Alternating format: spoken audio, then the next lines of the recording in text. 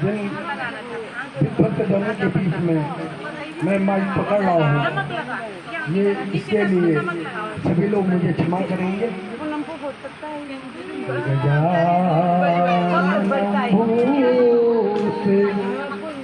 गणाति से तम कपीत जम्बो फलचारुवक्षणम् उमाशुतं शोकविनाशकारकम्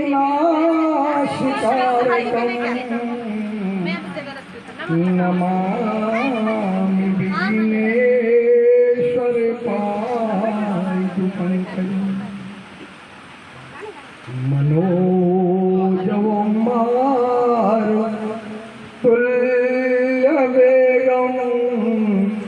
जितेन्द्रियं बुद्धिमतां वरिष्ठं वातात्मजं वानरयूथमुख्यं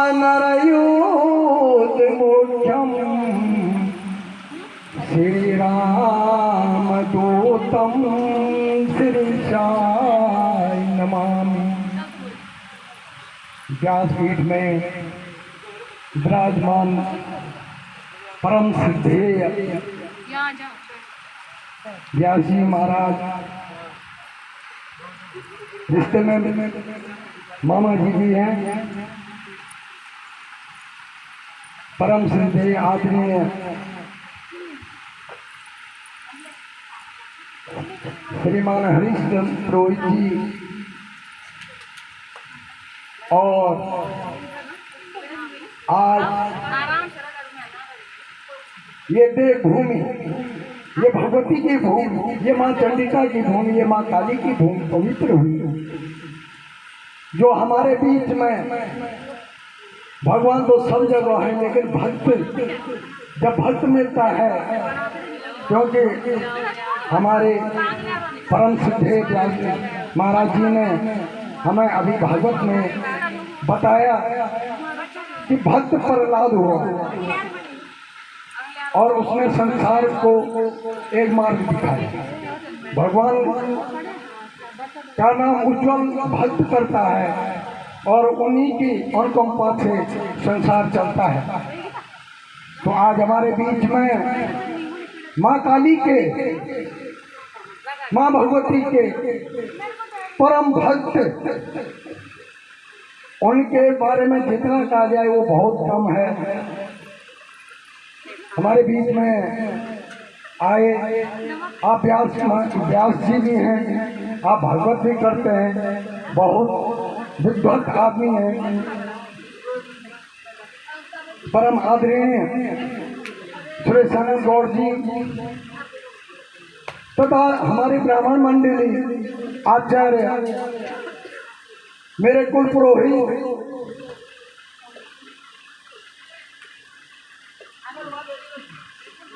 श्रीमान अनूप पुरोहित जी,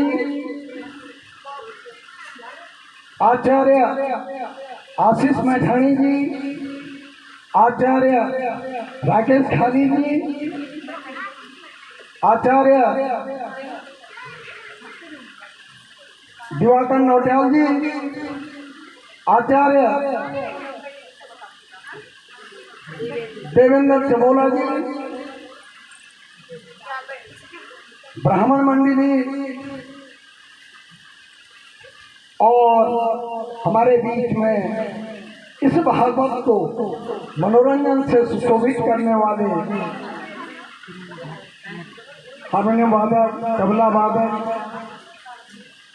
एवं जिन लोगों ने ये पालना सजाया तथा जिस व्यवस्थाएं सारी बनी, लेकिन श्रोता अगर बीच में नहीं है तो फिर उसका वो थोड़ा कम हो जाता है। तो मैं अपने गांव के समस्त भाई बंधु, माताएं, बहनें, सभी का साधुवाद करूंगा कि आप लोग हमारे बीच इस भागवत का आनंद ले रहे हैं और व्यासपीठ से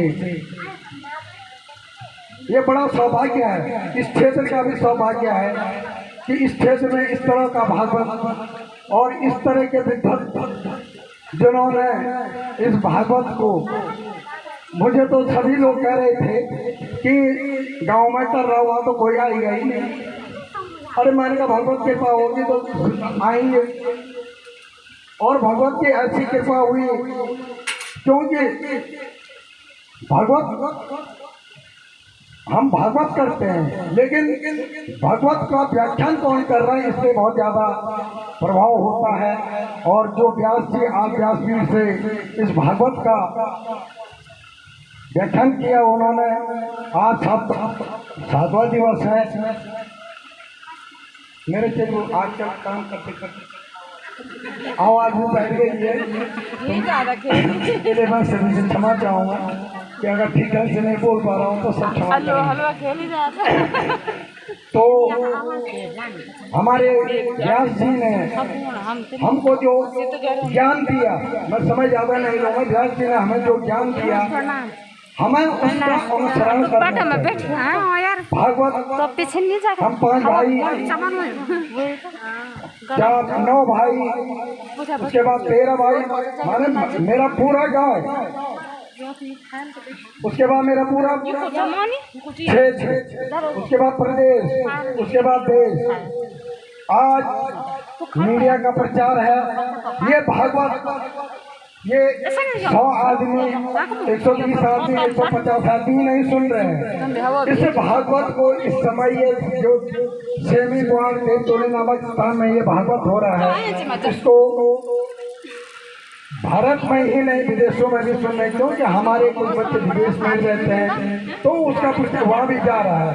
और इस भागवत की जो महिमा, इसका जो लोगों द्वारा जो इसका वो मिल रहा है वो अद्भुत है। तो मैं अपने गाँववासी, क्षेत्रवासी, अपने परिवार की तरफ से व्यास जी का हृदय तहे दिल से स्वागत और अभिनंदन करूंगा।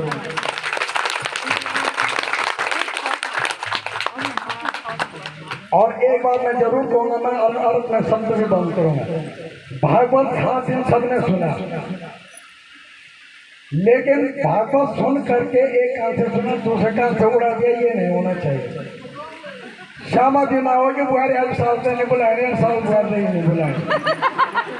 भागवत सुने जाना कर व्यास जी बोली बट नहीं कि बोला तुम सब एक इनके तरह, और श्यामा बुहारी बोली 10 साल से एक देंगे तो ये नहीं होना चाहिए। परिवार संगठित, भागवत का मतलब ये है, हमारे जो ऋषि मुनि थे जिन्होंने इस तरीके का ये मंच सजाया, ये इसलिए नहीं सजाया कि इससे बहुत कुछ हमें, सत्य जो है सत्य तो किसी से छिपता नहीं है, जाना एक दिन सभी से है।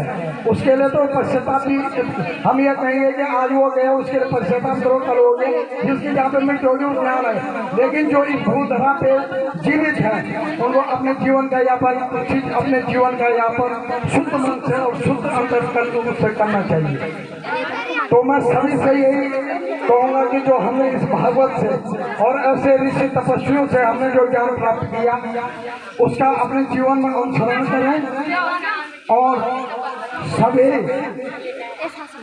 अपने आज तक ये मान लो कि इस भागवत से पहले आप लोगों ने मन मुटाव आपस में जो भी रहा हो उसको यहाँ पे खत्म करो और एक नए जीवन का आगाज करो। इन्हीं शब्दों के साथ सभी लोगों का हृदय के गहराई से धन्यवाद, साधुवाद, और एक बार पुनः मैं व्यास जी को अपने हृदय की गहराई से चरण स्पर्श बंधन और प्रणाम करता हूँ। धन्यवाद।